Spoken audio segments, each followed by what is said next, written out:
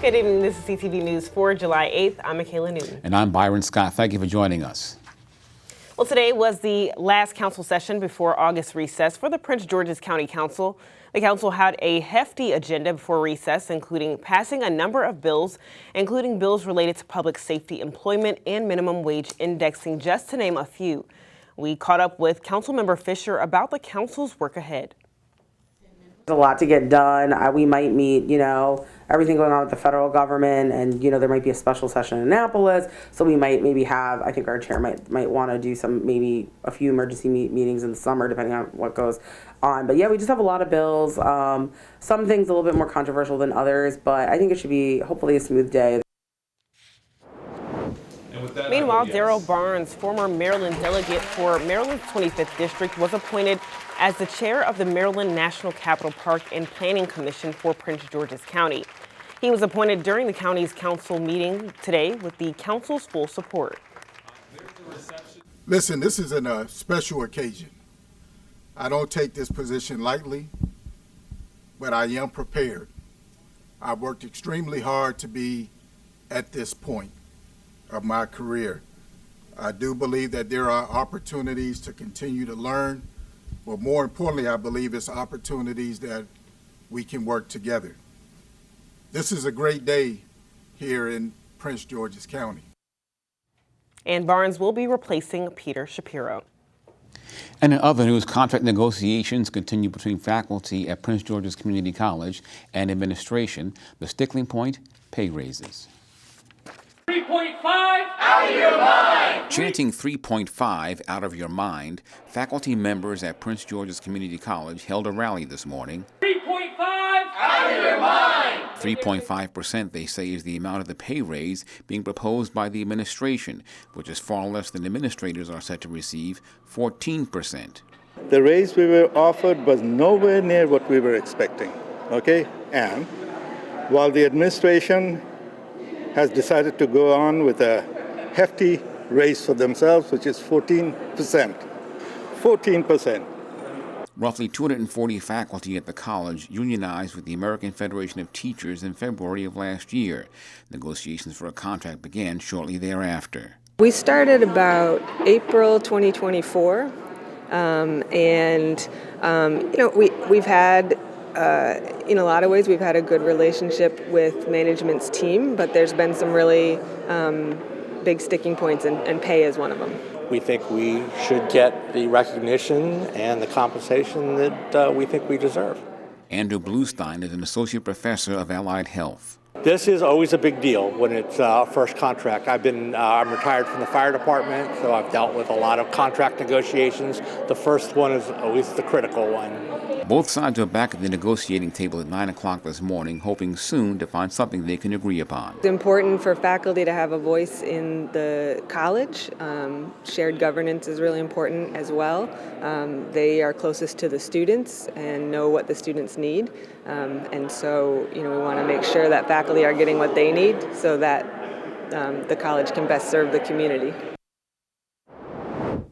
Around 1 p.m. today, the D.C. region went under a heat advisory. Officials advised staying hydrated, limiting outdoor activity, and checking on vulnerable individuals. Today's temps reached a high of 95, making it the hottest day of the week. And with a heat index of 108, the heat advisory ends at 7 p.m. However, the area is also under a storm alert until 8 p.m. and a flood watch until midnight tonight. Weather analysts say severe thunderstorms are expected and could bring damaging wind gusts of over 60 miles per hour, heavy downpours, and flooding. And this summer, as you know, has seen an intense rise in temperatures and also a rise in emergency room visits and deaths. The June heat wave increased the number of heat deaths from 1 to 8 this year in a single week. Officials say that during the last full week of June, where the index would rise 110, nearly 500 people went to urgent care centers for heat-related illnesses. The National Weather Service issued heat advisories this week and said the heat index values could reach the triple digits once again. With that, officials are urging people to take rest and drink a lot of fluid. Well, in a press conference Monday afternoon, County Executive Aisha Braveboy announced 3 new appointments, each of them related to public safety. Katina Gomez was announced the new Director of Homeland Security. Gomez was a former deputy chief of the county's police department. And Bernard Wright, the county's former chief information officer, was announced the new director of the county's IT and cybersecurity department. And Anthony Reese. Today, we continue to elevate Prince George's County, not just in word, but in action. We do so by elevating exceptional leaders who have come from our very own neighborhoods. Leaders who have served our communities, raised their families here in this county, they worship here, and now, once again, return to work here with purpose and pride.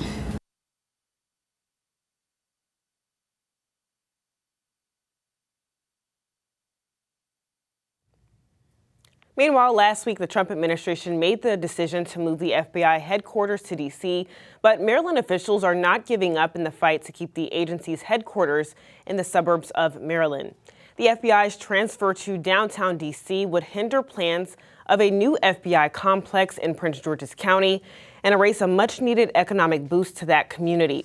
Steny Hoyer is one of many Maryland officials in the fight, and he said there is still a long wait to go before the building is officially moved. But the FBI has scheduled a briefing with Congress for today to fully explain the plans and funds needed for the move to D.C. And the Prince George's County Police Department is mourning the loss of a veteran officer just days before she was set to retire. Corporal Tanya Proctor passed away unexpectedly on June 23rd. She joined the department in 2004, serving for 21 years. She patrolled in Bowie and was transferred to Internal Affairs back in 2021. Corporal Proctor leaves behind her husband, who was a retired county firefighter, as well as 2 daughters and 4 grandchildren.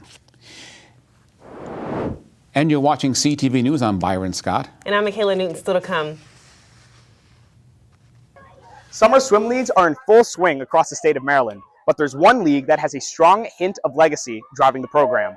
I'm Benji Kaufman, and I'll have more on that coming up on CTV News. You gotta believe without seeing. You gotta keep going, keep breathing.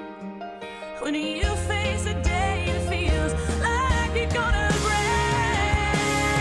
You gotta believe without seeing. You gotta keep going, keep breathing.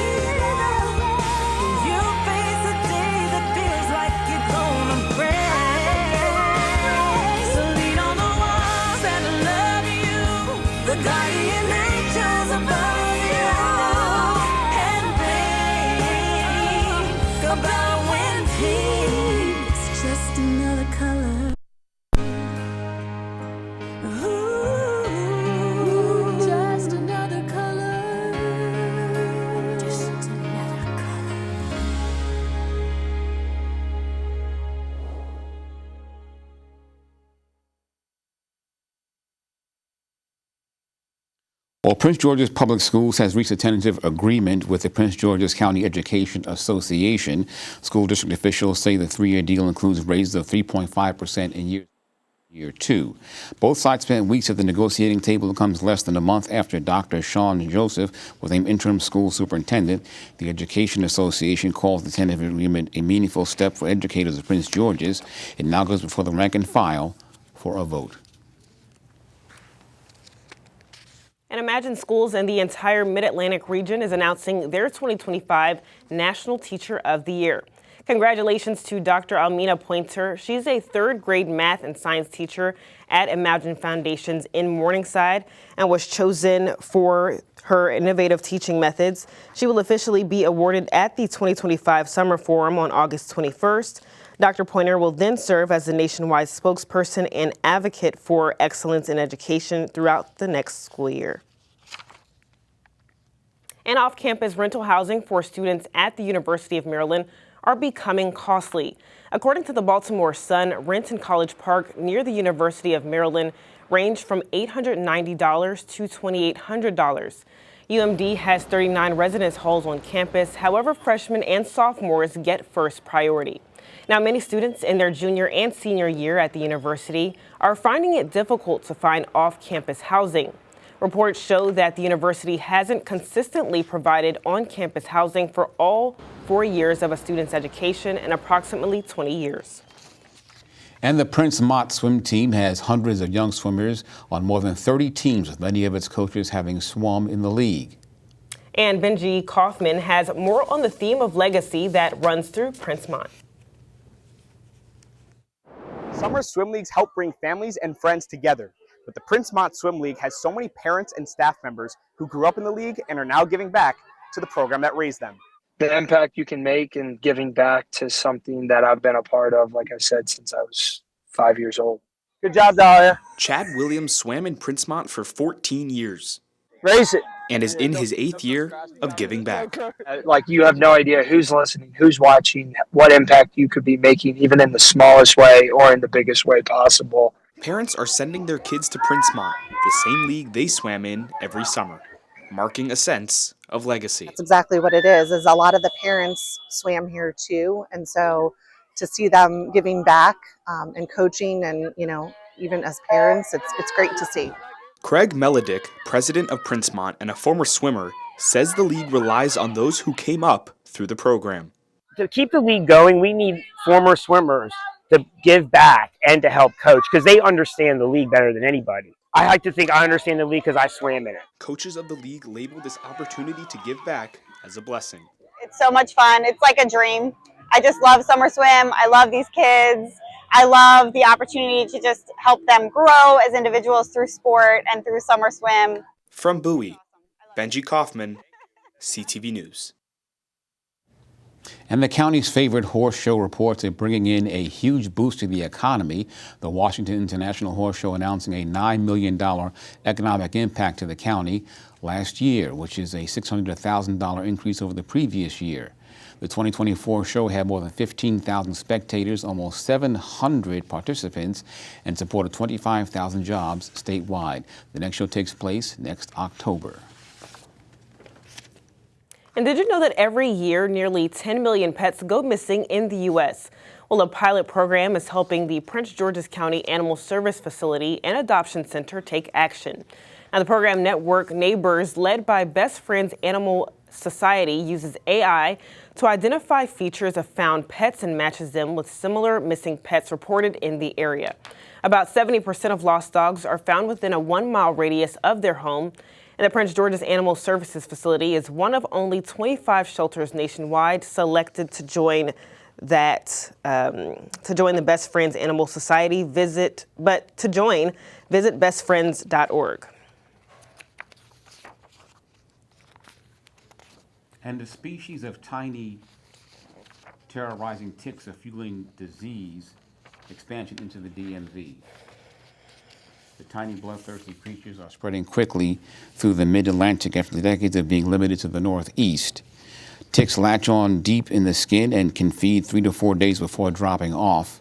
The best way to reduce your chances of becoming a host site is to avoid tall grass and wooded trails.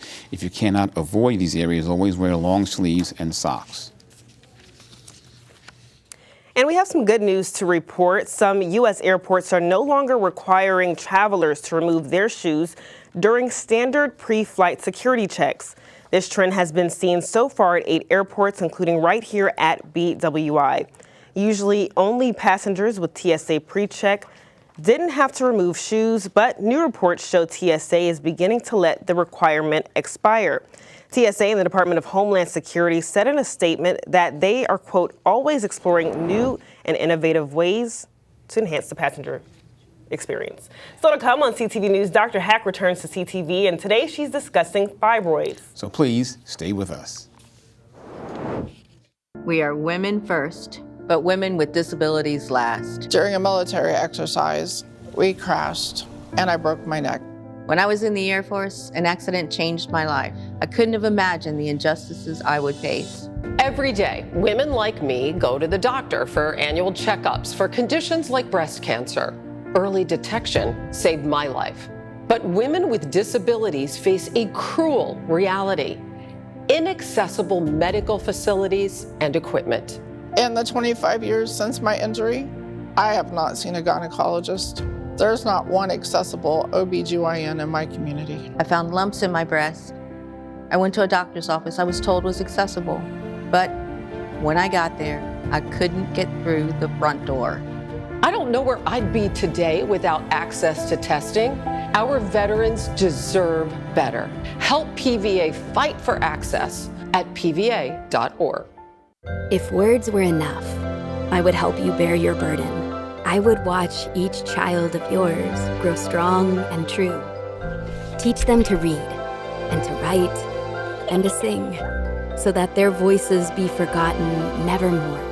If words were enough, I would sate your hunger, and you would know you are my sister, my brother, my child. If words were enough. It's so hard to predict a sick kid who just keep getting sicker, but we needed to be together as a family. My family is my entire life. My family means the world to me. When we're together and we have support from Ronald McDonald House, we can be a little stronger. They provide food and a place to rest your head, and they will help you through every step. That's what gets you through every day when you don't know how else you're gonna make it. It makes you feel like you're not alone. Welcome back. They're common, often silent, but sometimes life-disrupting. We're talking about fibroids, the non-cancerous growths in the uterus that affects millions of women. But how serious are they? Joining us today to discuss more about fibroids is OBGYN Dr. Hack. Dr. Hack, thanks for joining us. Thank you for having me. Thanks for joining us. So what exactly are fibroids and how common are they? Sure. So fibroids are typically benign, smooth muscle growths. There are these benign growths that are very common. In fact, they're the most common growths that women have in their pelvis. And they are so common that women, by the time they reach the age of 50, are likely to have them. About 80% of black women will have them by the time they turn 50, and then about 70% of white women will have them by the time they turn 50. Is there a cause for the fibroids? We don't know, and that is an amazing question and something that we are actively trying to figure out. But we do know that certain things like female hormones, progesterone and estrogen do cause an increase in growth in fibroids. Now, can fibroids be cancerous or increase the risk of cancer? No, thank goodness. So fibroids, the leiomyoma, also known as myoma, are very, very, very unlikely to be cancer. There are fibroids that can be cancerous. They're called leiomyosarcoma, but those are very uncommon. So what most women experience are benign fibroids. Can they impact fertility? Yes, so there are a number of things that impact fertility, but fibroids are often found to be a cause once they've ruled everything else out. And a lot of that depends on where in the uterus the fibroid is located. So if it's outside of the uterus, not so much, but if the fibroid is inside the uterus, we think of the uterus kind of looks like this. If it's growing somewhere in here in the same place that the baby would be growing, then they can affect fertility. Yeah, I was going to ask you a little bit more about like fertility and pregnancy. So Yes. a woman with fibroids who is pregnant, how does it impact them? Sure, that's an awesome question. So if the fibroids during pregnancy grow, which they often do because they have lots of access to progesterone and estrogen, then one of the more common things that people can experience is what we call malpresentation, meaning the baby doesn't have its head down in the pelvis like it should for a delivery. It often has its head up. That happened to me because I had a large fibroid. But other things that women can experience are preterm labor and preterm cramping. Those are some of the more common things. So if someone has a fibroid, would they know? How would they know if they have one or not, aside from an examination? Yes, they might not know. So the most common symptoms women experience are they can have irregular bleeding or very heavy bleeding with their periods.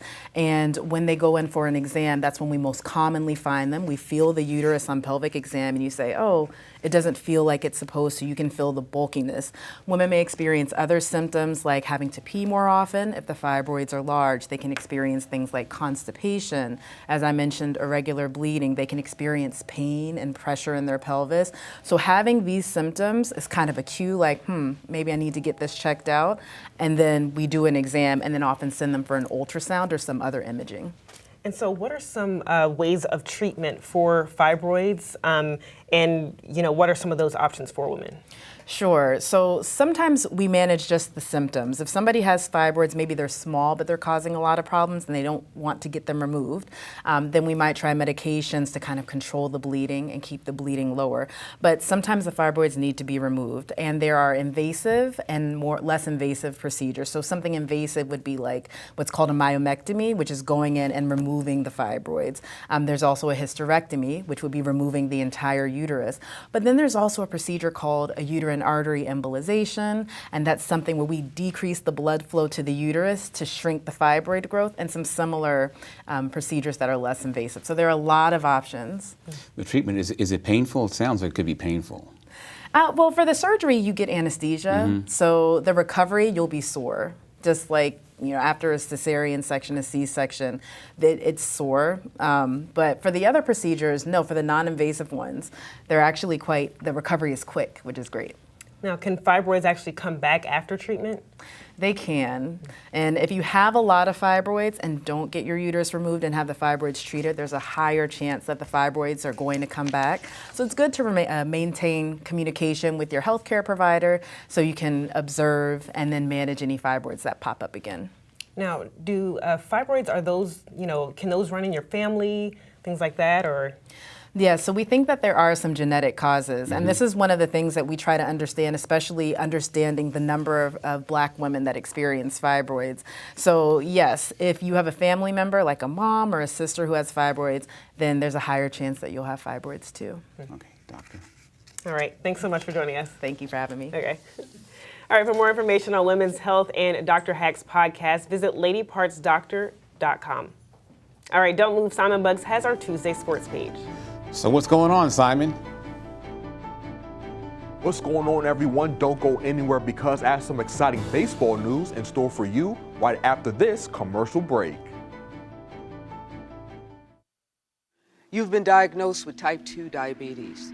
You have to carefully monitor your health for the rest of your life, and you have an increased risk of developing cardiovascular disease. Cut. Type 2, take 2. Action. You've been diagnosed with a new purpose, to fight for the amazing life you made for yourself, to look that risk of heart disease square in the face and say, no, not me. You've been given a new opportunity to live. Get started at NoDiabetesByHeart.org.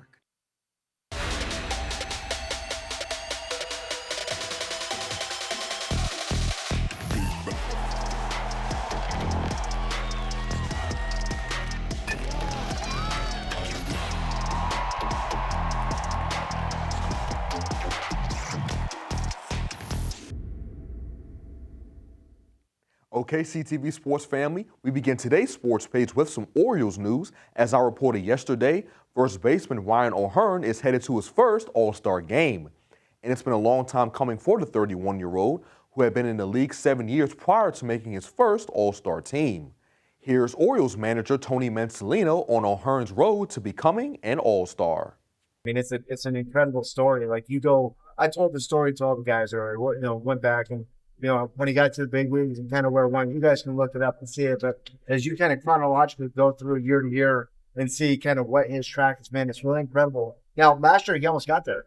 He was close last year. So I think, a little bit of the sting of not getting there last year probably, bleeds a little bit into the joy for him getting it this year.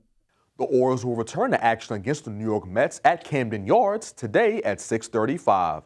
And some exciting news from the Orioles minor league affiliate in the Chesapeake Bay Sox, as pitcher Trey Gibson has been named the Eastern League Pitcher of the Week. This comes after the 23-year-old completed the first shutout game of his career in the team's July 2nd game against the Richmond Flying Squirrels. He pitched 7 scoreless innings and only allowed 1 hit. The Liberty University product has a 2.05 ERA in 5 starts with the team. The Virginia native is the second Bay Sox player to be named Eastern League Pitcher of the Week this season. Meanwhile, the Washington Nationals have named Miguel Caro as the team's interim manager. This comes after the organization fired previous manager Dave Martinez, along with general manager Mike Rizzo, after another underwhelming season in 2025. Caro joined the Nats as the team's bench coach in 2024 after spending the previous season with the New York Mets as the minor league infield coordinator. Caro spent 17 seasons playing in the major leagues, having stints with the Toronto Blue Jays, Chicago Cubs, Tampa Bay Rays, and St. Louis Cardinals.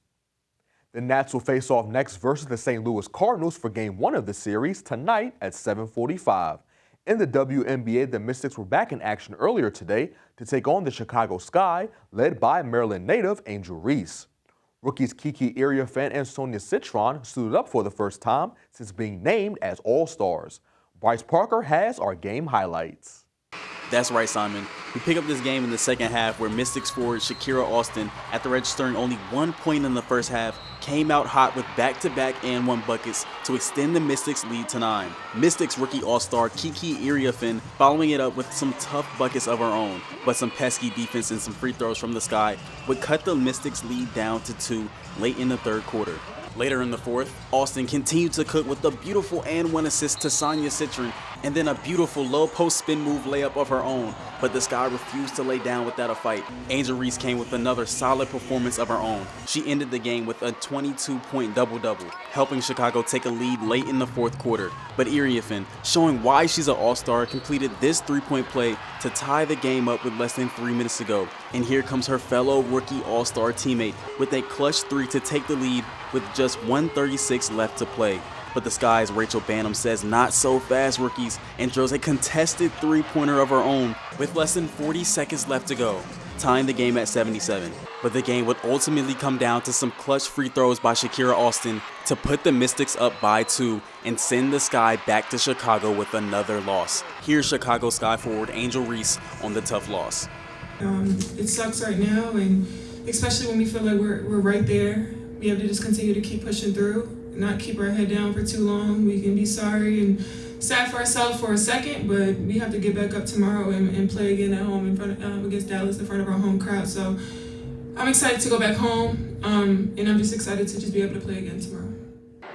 So today's win over the Sky improves their season record to 9-10. They're now just half a game back from the Indiana Fever in the Eastern Conference. Their next matchup will be at home on Thursday as they try to take down 3-time MVP Aja Wilson and the Las Vegas Aces. Simon? Thank you, Bryce, for that report. And that wraps up your Tuesday sports page. Simon Buggs, CTV Sports. Well, thank you, Simon. Let's get a quick look now at our 3-day weather forecast tonight. As we mentioned earlier, we're under a heat advisory until 7 o'clock. Heavy rain is expected, so we are under a flood watch until midnight. Tomorrow, we'll have a high of 90, but storms will kick in after 2 in the afternoon and are sticking around the rest of the week. Thursday, we'll have a high of 87 and a low of 71. Friday, we'll have another day of storms with a high of 89 degrees. And for our community calendar this Friday, the city of Bowie is hosting a food truck frenzy. From 4 to 7, stop at Bowie City Hall for a night of food and fun. For more information, contact the City of Bowie Special Events Coordinator at 240-544-5639. And that wraps up CTV News for now. Thanks so much for joining us. See you again tomorrow. Good night.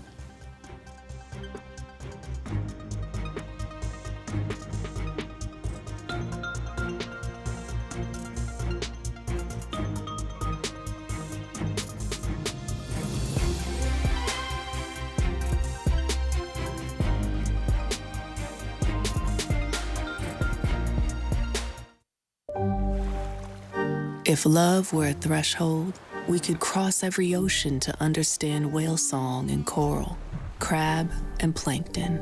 If love were strawberries and wheat, we could shape it into a sweetheart dessert, passing our lips as if we had only tasted earth once. And if love were hanging from the branches of the pine and palm, acacia and fir, we could be indivisible from the tiger, the turtle, the bison and birds. If only our love were larger than wildfire and faster to take root. If only our love were more swift than the eye of the hurricane and strong enough to break storm surge. Here is the boldness of our love in one hand, our strength against what we might lose in the other. Can we love more? Yes. Yes. Yes. I was a young dad of 3 amazing kids. I was born with a congenital heart defect and had open heart surgery as a kid. I was supposed to go to the heart doctor once a year, and I finally went. And he listened to my heart, and he said, yeah, it's time for open heart surgery. I was scared out of my mind. But I did make it, and I owe it to the research and life-saving medical breakthroughs funded by the American Heart Association. Their research funded the heart valves that helped save my life. To learn more, Go to helpheart.org today.